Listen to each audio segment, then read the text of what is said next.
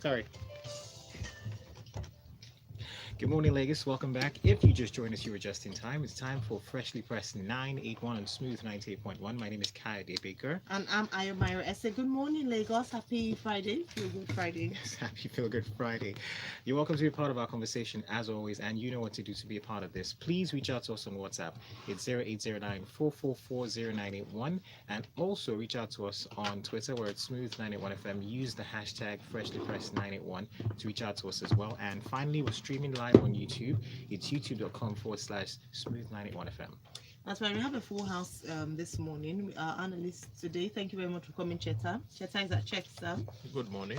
We have Ugo Dre in the house. Good morning, Ugo. Hello. Happy And Friday. happy Friday to you too. And we have Waji. please. Waji, good morning. Morning, Ayo. Morning, Kayode. And good morning, Lagos. Good morning. Waji is at the corporate MC on Twitter. That's the corporate with a K.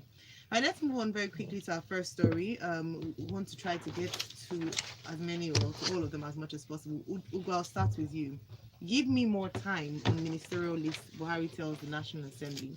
So contrary to reports, which have now been said to be rumors by the leader of the House, the Senate President, that we would get a ministerial list by today, end of the working week, Buhari has said that he's under pressure to produce a list, and he's not yet ready because he wants to scrutinize all the names that are before him, unlike the first term whereby he didn't whereby he didn't know the candidates as such, and he had to work with them without having a personal knowledge of them. Can you please just tell us what you think about this story? All right. First of all, disclaimer: this was meant to be Cheta's story, but we had to get him out of the story Thank you. so that we can have some kind of balance here. Thank you very much. Can you just move a bit?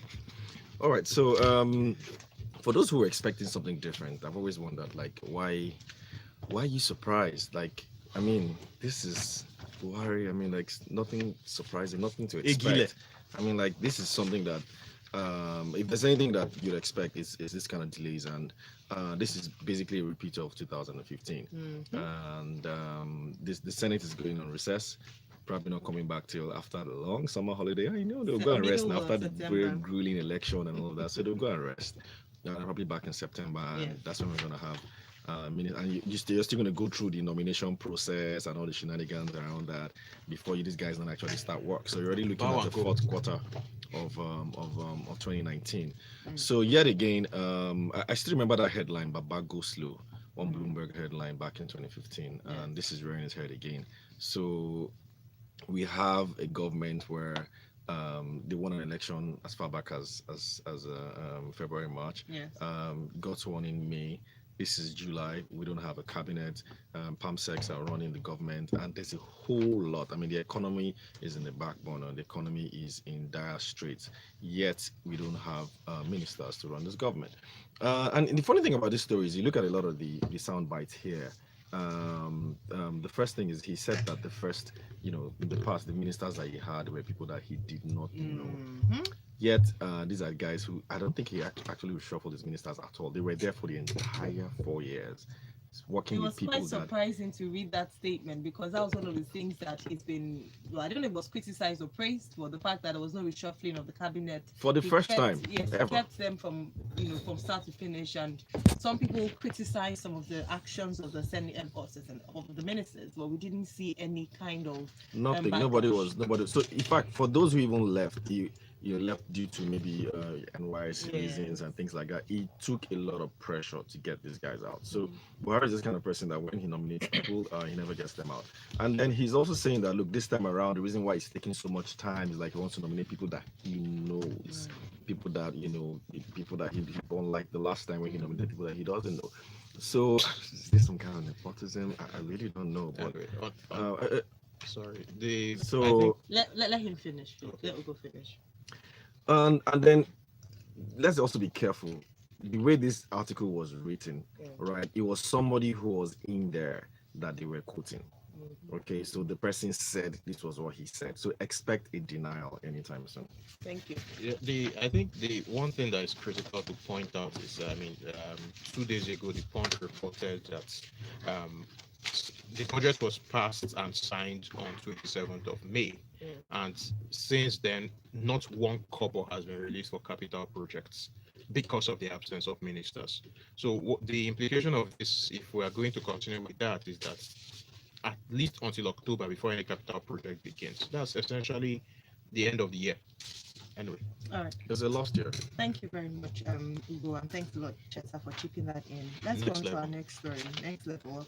Let's go on to our next story. Cheta, I'll stay with you for this one. Premium Times reports Transparency International has released a survey that they yesterday. It's titled Global Corruption Barometer Africa 2019. Citizens' views and experience on corruption. Not very surprising that the police, parliament, judiciary have topped the list of corrupt institutions in Nigeria. Just very quickly, please take us through this story. The numbers are not surprising. So basically, most Nigerians think that the police is very corrupt. 69% of those who participated in the survey, 60% went for members of parliament, 51% went for judges, and 43% chose the executive arm. It's nothing new. In 2007, if we cast our minds back, the MBS did what was Nigeria's first corruption perception survey, and the numbers were remarkably similar. One thing that jumped out in that, which wasn't covered in this report, unless remember in the report, it was that only 3.7% of Nigerians bothered to report whenever they had been solicited for bribes. What the implication of this is that Nigerians don't have faith in the in internal corrective mechanisms of government organizations. That's a problem. Another thing that we have to look at is the nature of what Nigerians subconsciously consider to be corruption. The truth is that a lot of what we encounter, which is in effect corruption by Western standards, is remarkably cultural here. You are going to visit somebody and you're expected to bring something. You are going to we do a lot of gift giving here. We do a lot of dashes, and unfortunately over time the gift giving has come with the implication and expectation that it's not being given just like that. There has to be something. So as an example, the whole Diazani thing that happened a few weeks, was it last week or 2 weeks ago now, where the jewelry thing. The truth in my view is that a lot of that was gifts, and when we have to have that discussion about the nature of gifts given to government officials, because those gifts are not given just because they like the person. They are given in anticipation of something. And it's so we need to start talking of how to correct all of these things at a systemic level, because it's not just about yes, people should be punished for indulging in such, but hanging this person out does not mean that it has not stopped now. Gifts are still being given as we speak. So these are things that we need to sort out, otherwise it will not go away. All right, thank you very much. We'll take some comments before we proceed. Frank Berger says, thank you for your analysis. I wasn't expecting anything new from the president. Men that are growing old rarely change the way they do things. Yeah, that's ageist actually, but that's your opinion. Emeka Okokomaiko says, Mr. President must learn how to be proactive. All the portfolios that are vacant, there's looting going on due to lack of minister supervision to the ministries. Right, Waji, let me hear your voice on this one, please. Buhari orders Mint to take over printing of Nigerian e-passports. So from the directions and this report is from the Vanguard newspaper, he's directed a Nigerian security printing and minting company to take over the production and personalization of all Nigerian e-passports and related documentation. Okay, well, this is a spirited move with regards to ensuring that we solve the backlog of delayed passports distribution in the country, primarily because it's not available, because we happen to still be printing or be producing passports outside of Nigeria, which is just quite asinine when you think about it. So the issue here is not trying to figure out how you can do these things locally to curb these issues. So I appreciate the spirit of it. Whether or not Mint have the responsibility of it, I know that when you now look at the remit of what Mint do, it's part of their, their setup with regards to not to printing coins and printing notes. They can also print ministerial documents. I think the Foreign Affairs Ministry falls under that particular category. Any ministerial document, a federal document, is a passport. But something has to change, Ayo, because this cannot continue.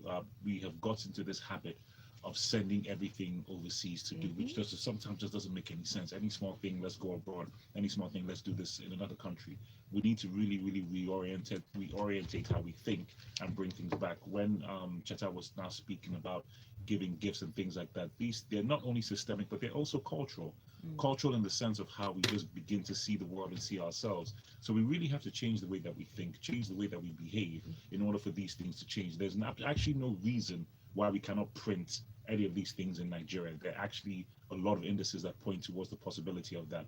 But we have just got so conveniently lazy, and use that word, in just shipping things abroad, outsourcing it, and then just getting it done, as opposed to paying attention to what actually is required for you to do it here and do it properly, so that you can avoid these issues of now having to get Forex and pay some vendor outside of the country to now get your passports, etc., etc. So I appreciate the move. Let's now begin to pay attention very closely to making sure that the mint is set up. I know that they had some challenges back in the day, but they have steadily shown some progress, especially over the last 5 years. They went from a moribund organization that was losing money to a profitable organization now that's posting, some credible dividends or whatever. So I think it's important that we now begin to properly move in that direction, so that we can just avoid this issue of having to ship everything abroad to do. All right, thank you very much. Now, still staying on the issue of shipping things abroad and patronizing overseas markets for certain things that we use in Nigeria. Our next story from the Daily Times, and I'll stay with you for this, Waji. Buhari directs uniform services, hospitals to patronize local textile industries. Indeed, the governor of the central bank had actually said that there's over 4 billion naira in the textile industry that we're missing out on by not tapping into that. So hopefully by mandating, as it were, these services to patronize our local textile industry, we'll be tapping into that resource. What do you have to say about this? Well, you see, for me, it goes deeper than just the infrastructure in place and looking at the textile industry. There's something at a very base level that we need to ask ourselves, which is, what does it mean to be a Nigerian? What does it mean to be proud of who you are? You've got to sell your own story. You've got to brand yourself. You've got to make people believe that I am buying and patronizing things that come from this country, that gives me a sense of pride and gives me a sense of belonging. That's actually how you tackle it at a very base level. So for me, you have to dig deep into the ethos of how we think as human beings, more specifically as Nigerians, for us to now begin to patronize these goods. Unfortunately, over the last 30 odd years or so, we have become ancestrously obsessed with anything that comes from the abroad.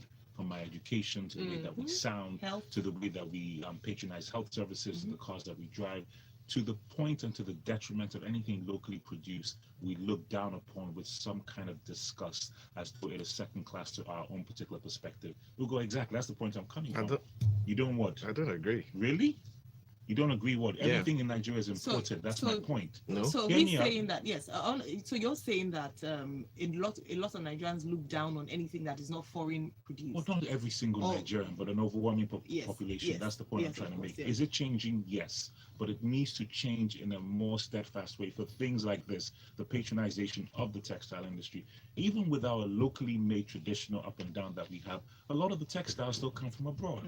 That's the point I'm trying to make. So we still have this cultural, psychological dependency on importation. It's not even about infrastructure anymore. We just have to be a lot more deliberate and a lot more introspective with regards to how we take into consideration being proud of things made in this country, so we can have less dependencies on importation, so we can just solve a lot of these problems. So I appreciate the move of it, directing the government agencies to now begin to patronize local services, and that hopefully should now produce an energy or a culture around making things in Nigeria and being proud of who we are. All right. So Ugo, just very quickly, you wanted to say Yeah. So I mean, it's fine to get government to patronize locally made goods. That's fine, but that's just too short termist, because it's not going to work.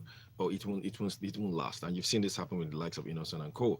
What you want are policies that will ensure that locally made goods can compete with foreign made ones. And if you speak to a lot of these guys, they tell you that their problem is not actually selling to Nigerians. It's actually factors of production. So, for example, logistics issues around moving their goods from one market to the other, electricity related issues. Not even that.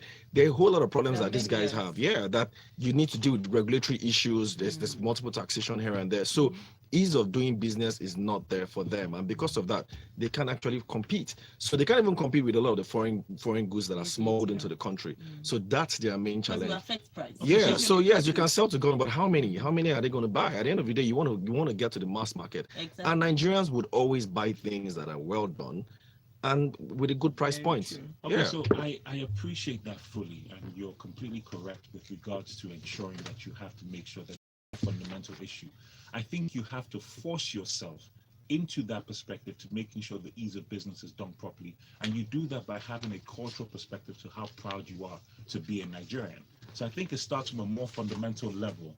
Yeah, you're pointing towards what you're wearing, but where were the fabrics made? Where did the fabrics come from? Okay, That's the thank you point. very That's the much. point I'm trying to make. So Yes. it's very easy to just leverage on making sure you have the environment, electricity, infrastructure, etc., etc. But there is a deeper perspective, and my point is, if you tap into that deeper perspective about pride of your nation, that would now course correct all these other things we're saying. Right. Because if you can put all the infrastructures in place, but if you still prefer to import things, then what Not difference does it make? necessarily. It's simple Right, economics. yes, and we need to move on. Okay. Sorry, we'll take comments and let's hear what our listeners have to say about this. But she says the charity begins at home. The president's wife was pictured wearing a multi-thousand designer dress recently. Let them patronize Nigeria as well, including Nigeria hospitals. So just reacting to that. We'll take more reactions as we proceed. Let's move on to our next story. This one from the Vanguard newspaper. It comes to you, Cheta. It says South Africa picked Ghana ahead of Nigeria for visa-free countries. Now, South Africa's Department of Home Affairs has added Ghana to a list of 7 countries with nationals, where nationals will be permitted to enter South Africa visa-free, despite the huge volume of trade between Nigeria and South Africa. So That's that we have a Exactly. huge volume Why of is trade. this Does it mean that we I don't know why we automatically get so should sensitive have? about these things. One problem that Nigerians have, one of the reasons why this thing irks us, is that we have this entitlement mentality. So let's ask ourselves an honest question. Will you grant Nigerians visa-free entry into your country? No. Thank you. We are allowed. We are generally badly behaved. This is in every country that I've been to. You need to see the plane when we are coming back to Nigeria, the way we behave inside. Now, aside from that fact of our own behavioral problems, the fact that our country is so badly run, and given the number of poverty-stricken people who will leave this country at the first chance, does it surprise anyone that people are closing their gates to us? Our case is very similar to India. India has freedom of movement only with Nepal. We have freedom of movement with ECOWAS. And then they have visa-free entry with giants such as Bhutan and Fiji. But for example, in London, for a very long time, Terminal 4 belonged to going to Lagos and Delhi, because they had isolated the Nigerians and the Indians that, okay, guys, you are the ones that behave badly. Go and knock yourselves out in one corner. So we have this attitudinal problem, and it starts from the fact the way all of us, well, not me anyway, but the way a lot of our people are blowing gaskets over the fact that South Africa gave Ghana visa-free entry. That it tells you a lot about the problem. Right. Please, it's their country; they can police it how they want. All right, thank you very much. Recommendations, though. Recommendations for what? No, I'm asking No, because Kayode, there's a bit of the story. You're missing his point. Because of time. Okay. You're missing his point, right? We need to just focus on developing our own mess, developing our way out of it, and stop worrying about what's happening between other countries. Ghana and South Africa have gone into an agreement for a specific reason. You don't fall in that category. Move on and figure out what you need to do next. I don't know why All right. you are getting upset. It doesn't even make any sense. The reason why I just said that was because of the huge volume of trade that we did. And I was so- hoping you were going to, deliberate on. Maybe what we're No, forgetting no, is that eating. we have a lot more Nigerians in South Africa Then we and have Ghana, South whatever. Africa. Yeah. So I really don't know why this is a big deal. Okay, let's move on to our next story real quick. Let's get back to this one. This one from Premium Times says Senate summons NCC leadership over high rates of drop calls, and it comes from the Premium Times basically. And the story goes back and forth and talks about how the big 4 networks basically are not doing as best as they should do. So this story comes to you, Ray. Yes, we all experience this. You're trying to make a call, and then sometimes you're even calling, and then you're hearing somebody's voice, somebody else talking to someone else, and you're wondering, this is not who I called. And then you drop the call, and you call the person, you call whoever you wanted to get, and then you get the right call, and then they debit you, right? And then you probably lose a few cobbles. So this is incessant, and this is something that has been happening in the GSM space for years now. But what you ask yourself is what's the root cause, and the root cause for things like this would typically be maybe mass related issues, or challenges that telcos face, and challenges that everybody actually faces in this country. But here's what really gets to me, Kayode. What gets to me is, why is the government always so keen on inefficient issues surrounding private sector companies, especially in this space, like drop calls or this one? You just have to make so much noise about it, call one Senate committee or the other, whereas the main thing that government should do, they don't even provide it, right? Because these guys basically provide all the factors of production for themselves, right? So build roads. Why don't you call a public hearing for those who are not spending government money well, or who are not building roads, or who are not supposed to provide the kind of infrastructure they're supposed to provide? Why are you disturbing the private sector? These guys are basically doing things. Will you call public hearing for yourself?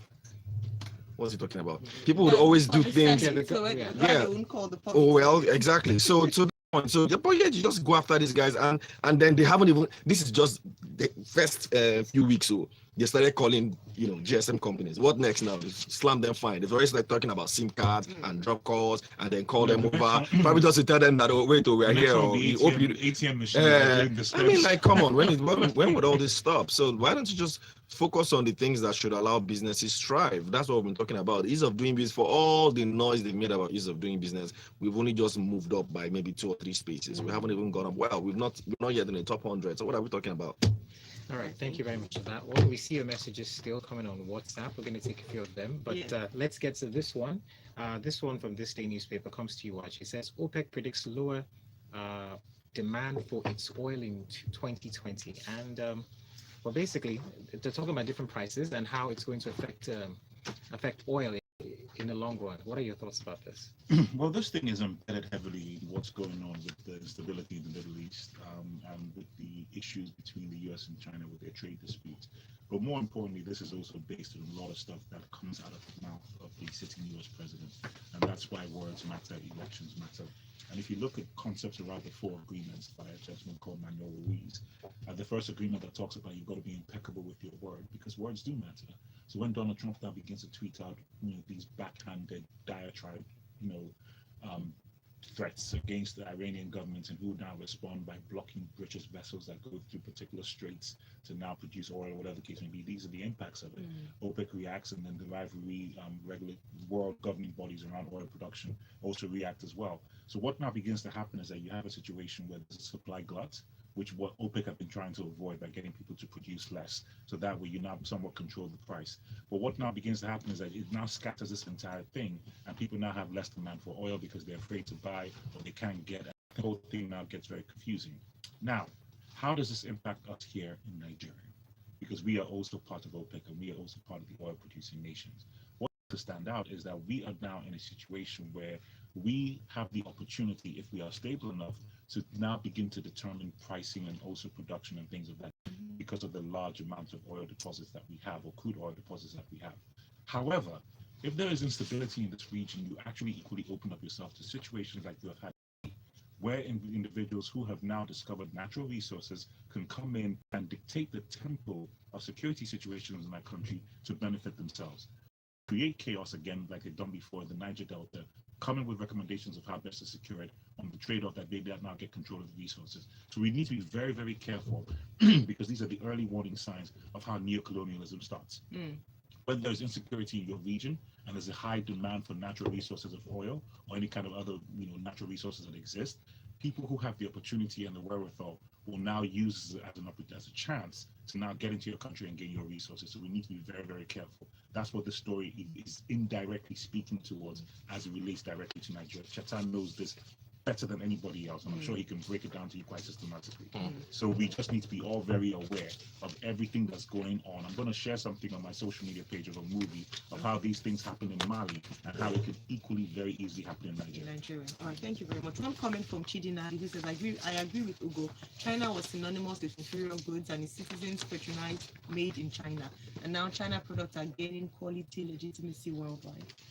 Let's move on to this next one from This Day. It comes to you, Godre. Jonathan calls for implementation of 2014 confab reports, and it comes to you, Cheta, excuse me. Well, I think the former president is emotionally attached to the confab because he was the one that convened it. He convened confab. Yeah, I love that. okay, and that's Okay. 2022. Thank you very much. Please continue. He could go beyond 2023. No, After all, there are at least two senators that have said that they will. Anyway, that's Let's just face the story. The point is that the 2014 confab was flawed from the very start in that the selection process was not very democratic. However, the spirit of a confab is real, and as we have seen in the 5 years since that 2014 confab held, it's very clear that the genuine representatives of the people occupying the geographical space called Nigeria have to sit down and talk about what we want from a country. I mean, look at the whole Ruga controversy and all of that. It's clear that we have to talk.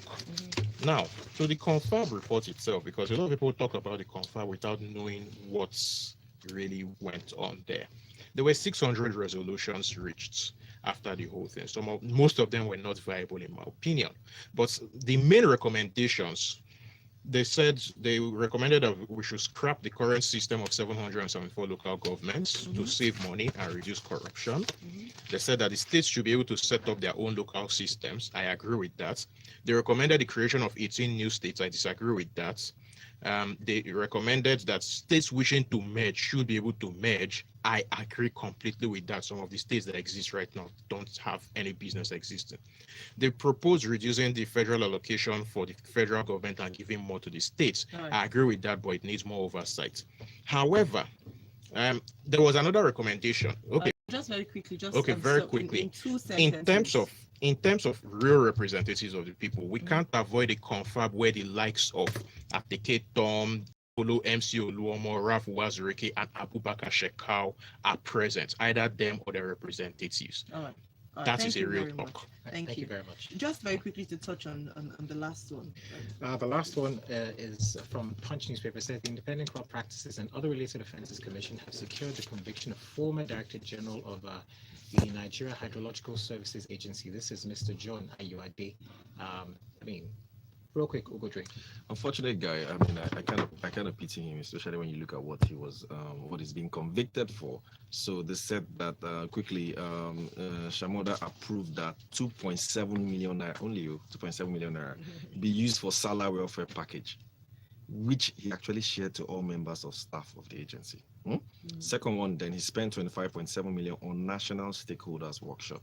I mean, this is ubiquitous around government circles. I mean, this is what everybody does. So I still don't get why. Yeah, like they do this all the time. So what he's been singled out. So it's unfortunate because there's some things that you see that are norms that happen all the time, and then you pick on one person and you lock up and you wonder whether this is not politically motivated.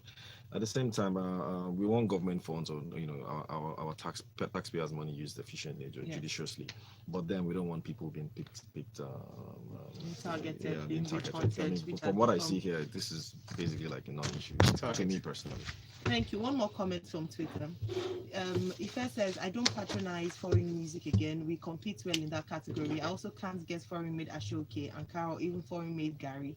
Let's just improve our production and quality in these aspects and export it, import other stuff.